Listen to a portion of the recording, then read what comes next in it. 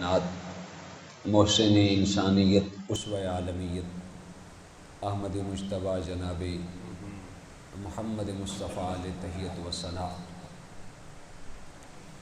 آپ کے حضور گوہربار میں ہدیات محبت و عقیدت پیش کرنے کے بعد نہایت ہی واجب الاحترام معزز و مکرم سامعین و حاضرین، السلام علیکم ورحمۃ اللہ وبرکاتہ۔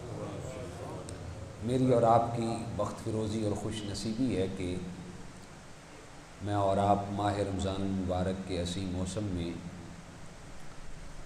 عشرہ مغفرت میں جب مغفرت کی برکھا برس رہی ہے، اس میں اللہ کے گھر میں حاضر ہیں۔ اللہ پاک ہماری حاضری کو اپنی بارگاہ میں قبول فرما کر ہم سب کے لیے بخشش و مغفرت کا سبب اور سامہ بنائے۔ آمین۔ آج 18 رمضان المبارک ہے۔ آپ جانتے ہیں کہ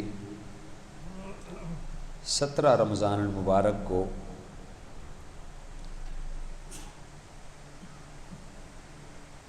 اسلام کے لیے، اہلیان اسلام کے لیے جو دن آیا، قرآن مجید اس کو یوم الفرقان کے نام سے یاد کرتا ہے، یعنی حق اور باطل میں فرق کرنے والا دن۔ جب کفر اور اسلام آپس میں پنجہ آزمائی ہوئی، کفر اور اسلام کا پہلا ٹاکرا ہوا، مسلمان اس انداز سے تھے کہ بے سر و سامانی کی حالت تھی، قلت سامانی اس قدر کے آلات حرب نہ ہونے کے برابر۔ ٹوٹل مسلمانوں کے پاس 2 گھوڑے تھے، 70 اونٹ تھے اور 6 زنگ آلود نیزے تھے اور 8 تلواریں تھیں، اور وہ بھی کند تلواریں، کسی کا دستہ نہیں ہے تو کوئی ویسے ہی چلنے کے قابل نہیں۔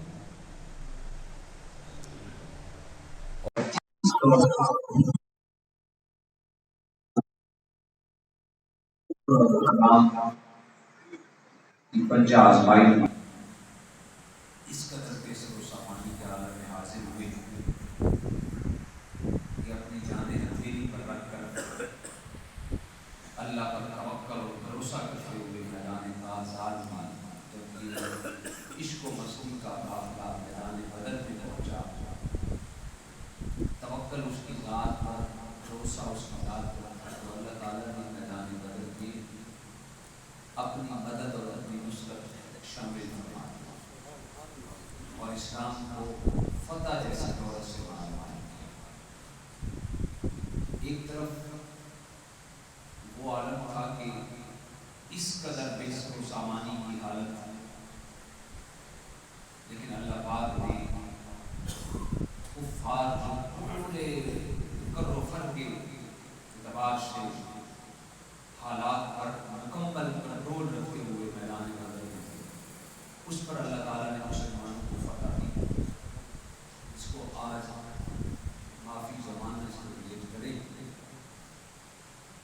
وہ دور کہاں تھا اور آج کا دور کہاں ہے، جب 56 اسلامی ممالک پوری آفتاب کے ساتھ، دولت کی کوئی کمی نہیں ہے، اسلحہ کی کوئی کمی نہیں ہے، آفتاب کی کوئی کمی نہیں ہے، لیکن بدقسمتی سے گزشتہ کئی ماہ سے فلسطین کے اندر اسرائیلی مریضوں کی جانب سے جو ظلم و بربریت کی داستان بیان کی جا رہی ہے، وہ بھی ہمارے سامنے ہے۔ کچھ ذکر خیر غازیان بدر کا اور پھر اس کے بعد اس کو ریلیٹ کرنے کی کوشش کریں گے موجودہ صورتحال کا۔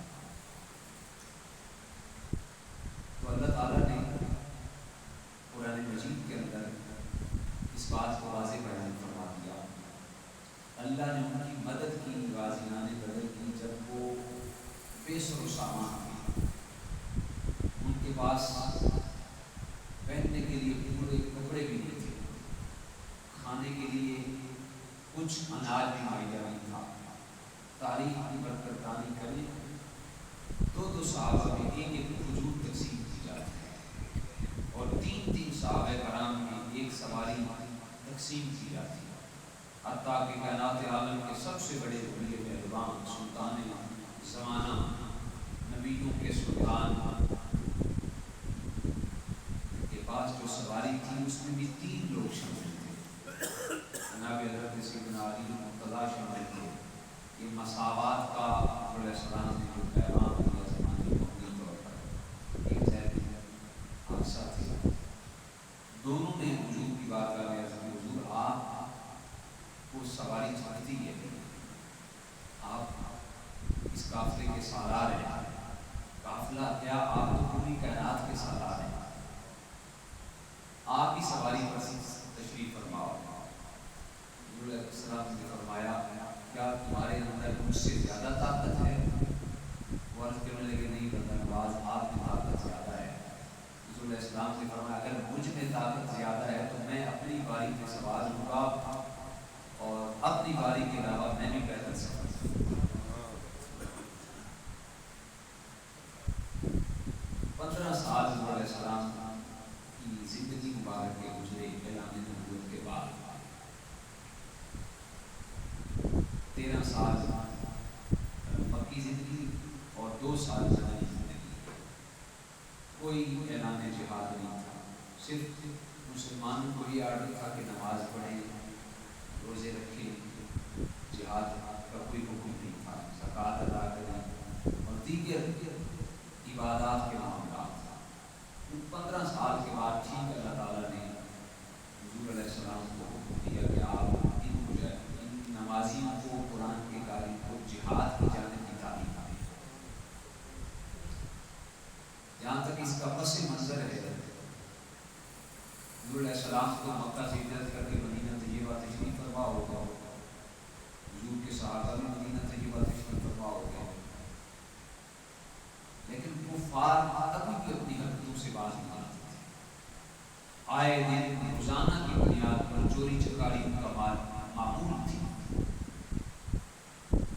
اور ان کا ایک قافلہ تھا، تجارتی قافلہ جو ملک شام کی جانب گیا ہوا تھا، وایا مدینہ، وہ 40 لوگوں پر وہ قافلہ مشتمل تھا۔ حضور علیہ السلام نے اپنے اصحاب کو حکم دیا کہ کافر ہمارے اموال کو لوٹ رہے ہیں، ہمارے لوگوں کو لوٹ رہے ہیں، ان کا قافلہ شام کی جانب گیا ہوا ہے، تجارتی قافلہ ابو سفیان کی سربراہی میں، چلو ہم چلتے ہیں، اس قافلے کو روکتے ہیں تاکہ کفار مجبور ہو جائیں ہمارے ساتھ صلح کرنے میں، ہمارے ساتھ معاہدہ کرنے میں، تاکہ ان کو بھی پتہ چل جائے کہ مسلمانوں نے مکہ سے ہجرت ضرور کی ہے لیکن بزدل نہیں ہے۔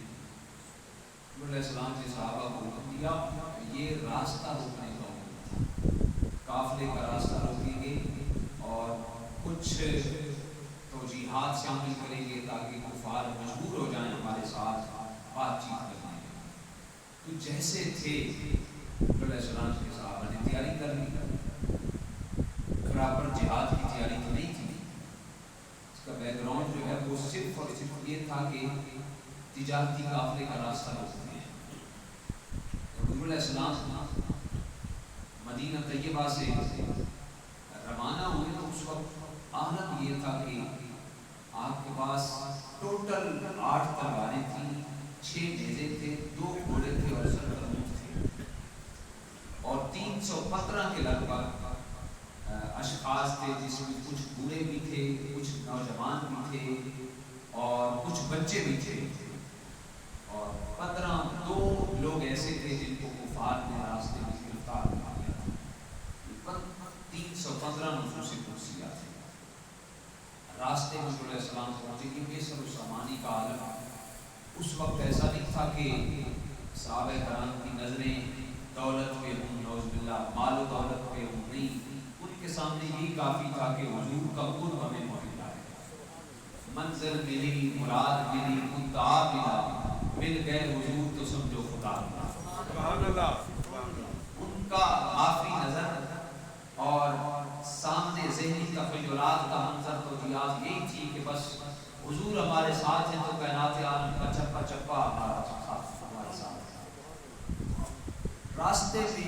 سفیان کو خبر پہنچ گئی کہ مسلمان آپ کا راستہ روکنے کے لیے مدینہ سے روانہ ہو چکے ہیں۔ ابو سفیان کی حالت کفر میں تھی، اس وقت بڑے ذہین تھے، بڑے سپہ سالار تھے اور بڑے زیرک انسان تھے۔ انہوں نے فوراً نمائندہ مکہ بھیجا کہ ہمارے قافلے کو خطرہ ہے، اور یہ تجارتی قافلہ تھا جس کے اندر پورے مکہ کے لوگوں نے انویسٹ کی ہوئی تھی، اور سال میں ان کا اسی قافلے پر پوری زندگی کا سال کا انحصار تھا۔ وہ تو تم تلاؤ تھے، اگر مسلمانوں کے ہاتھ ہمارا یہ قافلہ لگ گیا تو ہم تو بے گھر ہو جائیں گے۔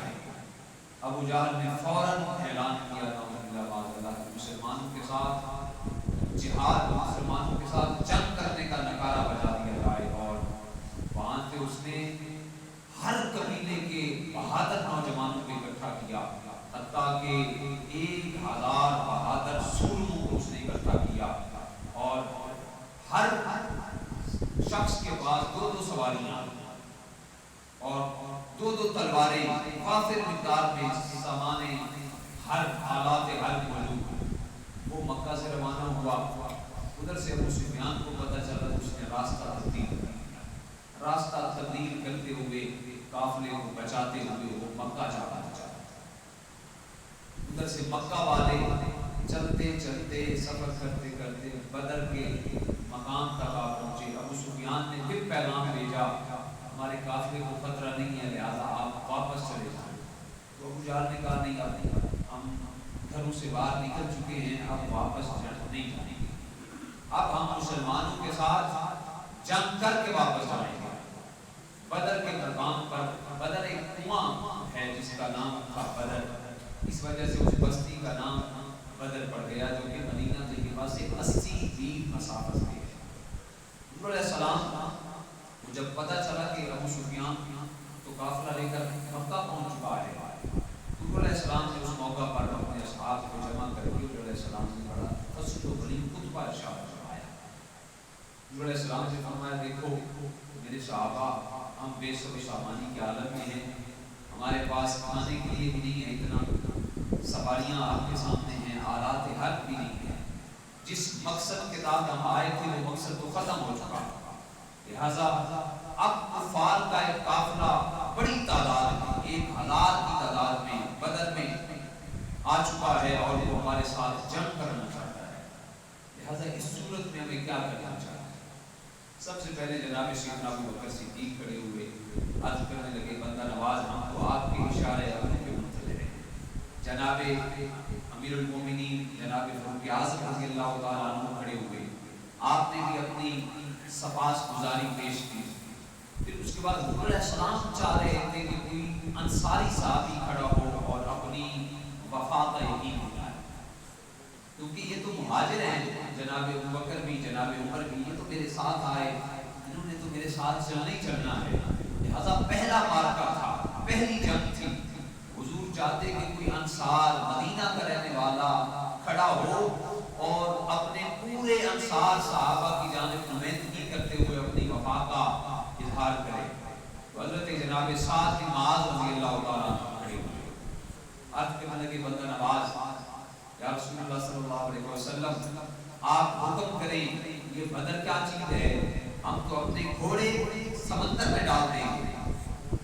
حضور کا مدعا کچھ اور تھا، کیونکہ انصار کے جو سردار تھے وہ حضرت مقداد بن اسود تھے، بالآخر وہ بھی گھام گئے اور کھڑے ہو گئے، عرض کرنے لگے یا رسول اللہ ہم قوم موسیٰ نہیں ہیں کہ جو من سلوہ کھاتی تھی قوم، ہم قوم موسیٰ نہیں ہیں جب قوم نے کہا کہ اے موسیٰ ہم آپ پر ایمان تب لائیں گے جب ہمارے لیے بنے بنائے کھانے آسمان سے نازل ہوتے۔ جناب موسیٰ علیہ السلام نے دعا کی اے اللہ ان کو کھانے عطا فرما، آسمان سے روزانہ وہ اٹھتے بعد میں تھے، آسمان سے بڑے مرغ و مسلم کھانے پہلے آسمان سے نازل ہو چکے ہوتے، کھانے کھاتی، اور اتنی نزاکت آپ شہزادی قوم کہنے لگی ہم کھانا تو کھا چکے، اب یہ پانی ادھر سے دور لے جانے کی ہمارے اندر طاقت نہیں ہے، دور جانا پڑتا ہے اور کڑوا ہوتا ہے پانی، لہٰذا ہمیں میٹھا پانی چاہیے۔ جناب موسیٰ علیہ السلام نے اللہ کی بارگاہ میں عرض کی، بار الہ ان قوم کے لیے کچھ پانی کا انتظام فرما دے۔ وَقُلْ نَضْرِبْ بِعَصَاكَ الْحَجَرَ، آواز قدرت آئی ہے میرے کریم، یہ جو عصا ہم نے آپ کو دیا ہے اس کو پتھر پہ مارے۔ فَانْفَجَرَتْ مِنْهُ اثْنَتَا عَشْرَةَ عَيْنًا، 12 قبیلے تھے، 12 چشمے جاری ہوئے۔ کھانا بھی مل گیا، ٹھنڈا پانی بھی مل گیا۔ اب وہ اتنی نزاکت آپ شہزادی قوم کہنے لگی، اے موسیٰ علیہ السلام، کھانا بھی کھا چکے، پانی بھی پی چکے، ذرا اس سورج کو سمجھا لیں، کڑکتی دھوپ ہے، ہم کس طرح زندگی گزاریں گے؟ جناب موسیٰ کلیم اللہ علیہ السلام نے اللہ کی بارگاہ میں دعا کی تو اللہ نے صاحبان بادل تان دیے، ان پر بادلوں نے صاحبان کا کام، سائے کا کام دیا۔ پھر اللہ پاک نے اس کو آزمانا چاہا، جس کو من سلوا دیا، جس کو ٹھنڈے میٹھے پانی کے چشمے دیے، اور جن کی دھوپ ختم کرنے کے لیے اللہ نے بادلوں کے صاحبان لگائے تھے۔ اللہ نے آزمانا چاہا، فرمایا موسیٰ اس قوم کو، من سلوا کھانے والی قوم کو، پانی پینے والی قوم کو کہو قوم عمالقہ کے ساتھ جا کر جہاد کرو۔ جانا ان کا کام ہے، مدد اور نصرت اور فتح دینا رب موسیٰ کا کام ہے۔ موسیٰ علیہ السلام نے قوم کو کہا تو قوم نے کہا کہ اے موسیٰ، جہاں تک کھانے کی بات ہے، پینے کی بات ہے، سائے میں بیٹھنے کی بات ہے تو ہم حاضر ہیں، لیکن یہ جو لڑنے کی بات ہے یہ ہم سے نہیں ہونا۔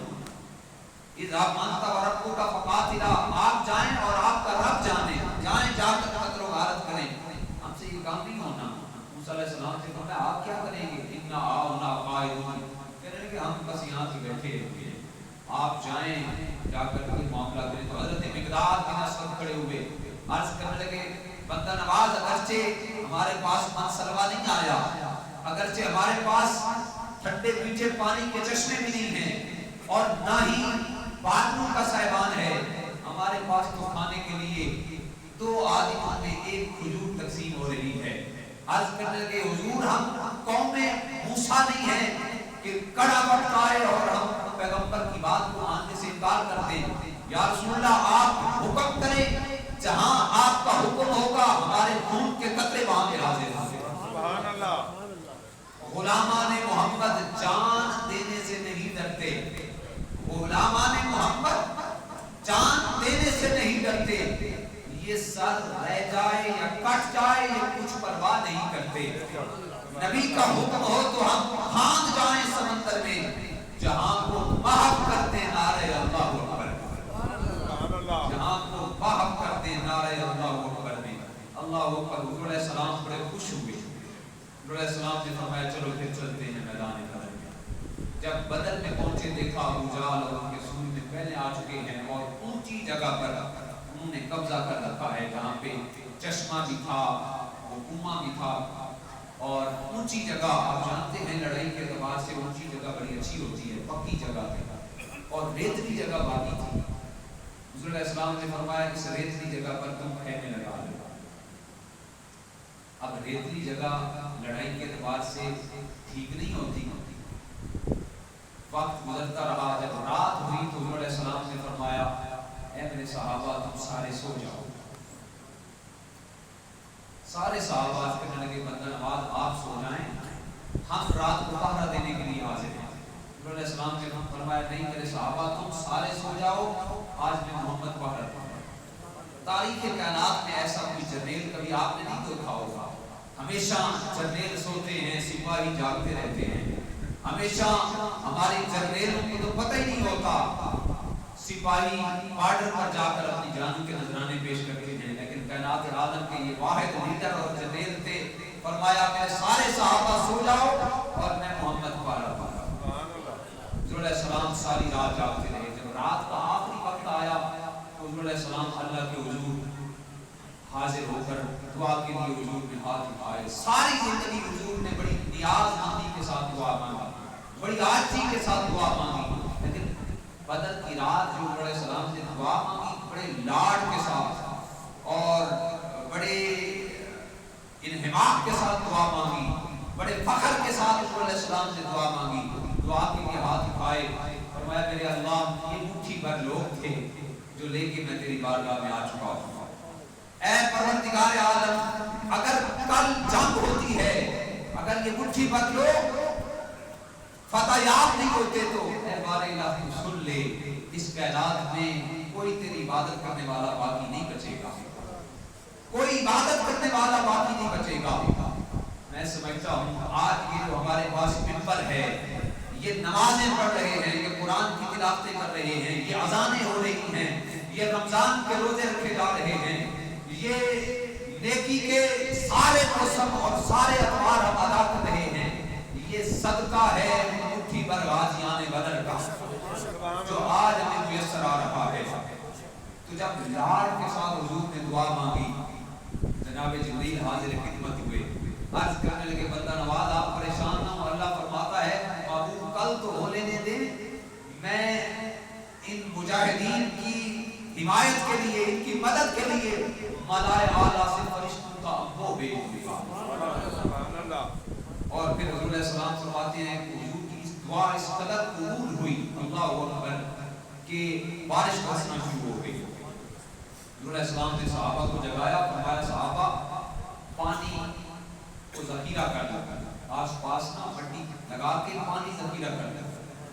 صحابہ کرام نے سواری کے لیے پانی بھر لیا، وضو کے لیے پانی بھر لیا، پینے کے لیے پانی بھر لیا۔ جو ریتلی زمین تھی وہ سخت ہو گئی، اور جو سخت زمین پر کافروں کا پڑاؤ تھا وہاں پہ چیکڑ مچ گیا، کیچڑ مچ گیا۔ اللہ پر یہ پہلی مدد تھی اللہ کی طرف سے، جو حضور اپنی زبان سے کہتے ہیں وہ رد نہیں ہوتا۔ نبی کے منہ سے جو نکلی وہ بات ہو کے رہی، نبی کے منہ سے جو نکلی وہ بات ہو کے رہی، جو دن کو کہہ دیا شب ہے تو رات ہو کے رہی۔ پھر حضور علیہ السلام صبح بیدار ہوئے تو حضور علیہ السلام نے، وہ سارے سو رہے تھے، جناب عمر کو فرمایا عمر ادھر آؤ، حضور کے ہاتھ میں چھڑی ہے۔ حضور علیہ السلام جا رہے ہیں میدان جنگ کا معائنہ کرنے کے لیے۔ حضور علیہ السلام گئے، ایک نشان لگایا، جناب عمر نے پوچھا حضور یہ کیا نشان ہے؟ فرمایا ھذا مصرع ابی جہل، کل یہاں پہ ابو جہل تڑپے گا، ھذا مصرع ابی شیبہ، یہاں پہ شیبہ تڑپے گا، ھذا مصرع فلاں فلاں، 70 لکیریں حضور نے کھینچی۔ بدبخت قسم کا مؤرخ ہے جو رات کے اندھیرے میں پتہ نہیں اپنے غور و فکر کی چراغ بند کر کے لکھ دیتا ہے حضور کو علم غیب نہیں تھا۔ علم غیب نہیں ہے تو اور کیا ہے؟ اللہ اکبر۔ حالانکہ قرآن تو یہ کہتا ہے کہ آپ نے تموت، کہ اللہ ہی جانتا ہے کہ اس شخص نے کس جگہ پہ مرنا ہے، اللہ ہی جانتا ہے۔ لیکن قرآن پڑھنا کمال نہیں ہے، قرآن کو سمجھنا کمال ہے، اور ہر بندے کو قرآن سمجھ نہیں آ سکتا۔ سمجھ اسے آ سکتا ہے جو حضور کے عشق میں ڈوب کر کسی سمجھانے والے کے پاس بیٹھ کے سمجھتا ہے۔ بِأَيِّ أَرْضٍ تَمُوتُ کا ترجمہ تو یہ بنتا ہے کہ صرف اللہ ہی جانتا ہے کہ اس نے کہاں پہ فوت ہونا ہے، کہاں پہ مرنا ہے۔ لیکن میرے مصطفیٰ نے تو 70 لکیریں کھینچ دی۔ اور پھر بڑی مزے کی بات یہ ہے کہ حضور نے دیکھا بھی نہیں تھا کہ کون کون سا کافر آیا ہوا ہے، کون سے نہیں آئے ہوئے۔ حضور نے تو یہ بھی نہیں دیکھا تھا۔ حضور نے فرمایا یہاں پہ ابو جہل تڑپے گا، یہاں پہ شیبہ تڑپے گا، یہاں پہ عتبہ تڑپے گا۔ بلال کو بلایا، بلال وہ وقت یاد ہے مکہ کے اندر کڑکتی دھوپ میں اور گرم ریت پر تجھے لٹا کر 1.25 من کے برابر وزنی پتھر تیرے سینے پر رکھنے والا امیہ بن خلف جو تجھے تکلیفیں دیتا تھا، آج وہ یہاں پہ تڑپے گا۔ حضور نے 70 کافروں پہ نشان لگائے۔ جناب انس بن مالک، جناب عبداللہ بن مسعود کہتے ہیں اللہ کی عزت کی قسم جب معاملہ ہو گیا، مار کا بپا ہو گیا، حضرت عبداللہ بن مسعود غور سے دیکھے جا رہے تھے۔ کسی صحابی نے پوچھا کہ اے عبداللہ غور سے کیا دیکھ رہے ہو؟ تو حضرت عبداللہ بن مسعود فرماتے ہیں میں تو اس دعائے زہرا کو دیکھ رہا ہوں جو فاطمہ الزہرا نے 5 سال کی عمر میں جب حضور صحن حرم میں سجدہ ریز تھے اور کفار نے مصطفیٰ جان عالم کے سر پہ اوجھلی رکھی تھی، جناب فاطمہ الزہرا نے ننھے ہاتھوں سے دعا کی تھی اے اللہ جو میرے بابا کو تکلیف پہنچا رہے ہیں انہیں چن چن کے واسطے جہنم فرما، تڑپا تڑپا کے انہیں نیست و نابود اور تباہ و برباد فرما۔ اور آج میں وہی دیکھ رہا ہوں کہ فاطمہ الزہرا کی دعا قبول ہو رہی ہے، اور آج میں حضور کے علم غیب کی کائنات عالم کو واضح بشارت دے رہا ہوں۔ حضور نے جہاں پہ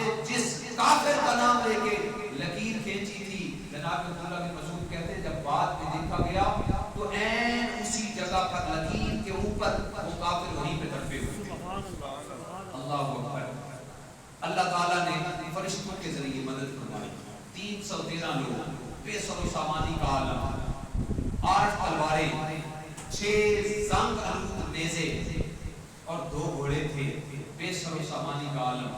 لیکن جب یہ عشق و مستی کا قافلہ اللہ پر توکل اور بھروسہ کیے ہوئے جب بدر میں پہنچا تو اللہ نے فرشتوں کے ذریعے اپنی مدد اور اپنی نصرت, حتیٰ کہ جب حضور وہاں سے روانہ ہو رہے تھے تو گھوڑے پہ جناب جبرائیل علیہ السلام حاضر خدمت ہوئے. آگے عرض کرتے ہیں کہ حضور اللہ پاک نے مجھے حکم دیا ہے جب تک حبیب علیہ السلام تمہیں واپس آنے کی اجازت نہ دیں اس وقت تک واپس نہیں آنا. حضور میں آپ کی بارگاہ میں اس لیے حاضر ہوا ہوں, آپ خوش ہیں کہ نہیں؟ اللہ فرماتا ہے آپ خوش ہیں کہ نہیں؟ اللہ فرماتا ہے آپ خوش ہیں کہ نہیں؟ حضور علیہ السلام نے فرمایا جبرائیل میں اپنے خدا سے پہلے بھی خوش تھا, اب تو بہت زیادہ خوش ہوں, واپس چلا جاتا نہیں جاتا. تو جناب جبرائیل کے ذریعے اللہ نے مدد فرمائی, فرشتوں کے سردار کے ساتھ فرشتوں کی جماعت. اگر آپ ایک جانب دوسری جانب پر دیکھیں بدقسمتی سے کتنے معاملے لگے. فلسطین کے اندر خون کی ہولی کھیلی جا رہی ہے, کم از کم 30,000 لاشیں اب تک گر چکے ہیں. کتنے جی؟ 30,000 مسلمان شہید ہو چکے ہیں. ایک طرف تو وہ اسرائیلی درندے جو ظلم و بربریت کی داستان ختم کر رہے ہیں, اور دوسری جانب فلسطین کے نہتے مسلمان ہیں جو اللہ پر توکل اور بھروسہ کیے ہوئے میدان کارزار میں ڈٹے ہوئے ہیں. ایک طرف تو عالم کفر کی تمام سپر پاور طاقتیں اسرائیلی درندگی کے دست و بازو بن چکی ہیں, اور دوسری جانب 56 اسلامی ممالک کے حکمران خاموش تماشائی بنے ہوئے ہیں, خواب غفلت کے مزے لوٹ رہے ہیں. ایک طرف تو کائنات عالم کے سارے جدید ٹیکنالوجی کے ہتھیار دیکھیں, توپیں, ٹینک, سارے ہتھیار, اور دوسری جانب کیا ہے دودھ پیتے بچے فلسطین کے جن کے ہاتھوں میں چھوٹے چھوٹے کنکر ہیں, اور وہ امت مسلمہ کے 55 اسلامی ممالک کے حکمرانوں کے زمین کو جھنجھوڑ رہے ہیں کہ کہاں ہو اسلامی ممالک کے حکمران جن کے بارے میں حضور نے فرمایا تھا مسلمان کو جذبے واحد ہوتے ہیں, اگر کسی کے ہاتھ میں درد ہو تو دوسرا مسلمان بھی اس کو فیل کرے. حضور علیہ السلام نے حضرت شعبان کے لیے حدیث پاک یاد آ رہی ہے, حضرت شعبان راوی ہیں, حضور علیہ السلام نے فرمایا ان قریب تم پر دیگر اقوام ٹوٹ پڑیں گے جیسے کھانے والے پیالوں کو ٹوٹ پڑتے ہیں. تو صحابہ نے عرض کیا رسول اللہ کیا اس وقت ہم تعداد میں کم ہوں گے کہ لوگ ہم پر جھپٹ پڑیں گے؟ جیسے وہ گوشت پھینکا جائے نا تو کپڑے اور چیلے وغیرہ اسے نوچنے کے لیے دوڑ کے آ جاتی ہیں. حضور علیہ السلام نے فرمایا قومیں تمہیں دبوچنے کے لیے تم پر ایسے حاوی ہو جائیں گی. صحابہ نے عرض کیا رسول اللہ کیا اس وقت ہم تعداد میں کم ہوں گے؟ حضور علیہ السلام نے فرمایا نہیں, تعداد میں کم نہیں ہوں گے, اس وقت تمہاری حیثیت سمندر کے جھاگ کی مانند ہو چکی ہوگی, تمہاری حیثیت جھاگ کسی ہوگی. اللہ تمہارے دشمن کے دل سے تمہارا خوف نکال دے گا اور تمہارے دل کے اندر وہن پیدا کر دے گا. صحابہ نے پوچھا یا رسول اللہ وہ وہن کیا چیز ہے؟ حضور علیہ السلام نے فرمایا وہ وہن دنیا کی محبت ہے اور موت کا ڈر ہے. آپ دیکھیں یہ دنیا کی محبت نہیں ہے تو اور کیا ہے کہ اسلامی ملک کے اندر چہ جائے کہ فلسطینی مسلمان بھائیوں کے دست و بازو بنے. ہمارے تو اپنے ملک کے اندر فلسطین کا جھنڈا اٹھانے پہ بھی پابندی ہے. یہ اصل میچ کے اندر کیا ہوتا رہا آپ کے سامنے ہے, جھنڈا نہیں اٹھا سکتے, کوئی فلسطین کا نام تک نہیں لے سکتا. کئی ایسے لوگوں کو میں جانتا ہوں جن پہ FIR کر چکی ہیں کہ فلسطین کا نام کیوں لیتا ہے. اللہ اکبر. حضور علیہ السلام نے فرمایا اللہ تمہارے دل میں وہن پیدا کر دے گا. وہن کیا چیز ہے آپ کا؟ حضور علیہ السلام نے فرمایا وہ دنیا کی محبت ہے اور موت کا ڈر ہے. موت کا ڈر. آج بھی دنیا کی محبت تو ہے, ہم اگر اسرائیل کا نام لیتے ہیں تو فلاں ملک ہم سے ناراض ہو جائے گا, ہماری گرانٹ بند ہو جائے گی, فلاں ہو جائے گا. کیا ملک دوسروں کے برہونے منت پہ چلتے ہیں؟ بدقسمتی سے یہ رونا دھویا جاتا ہے. مولویوں کو پتہ نہیں کہ پاک حکومتیں کیسے چلتی ہیں.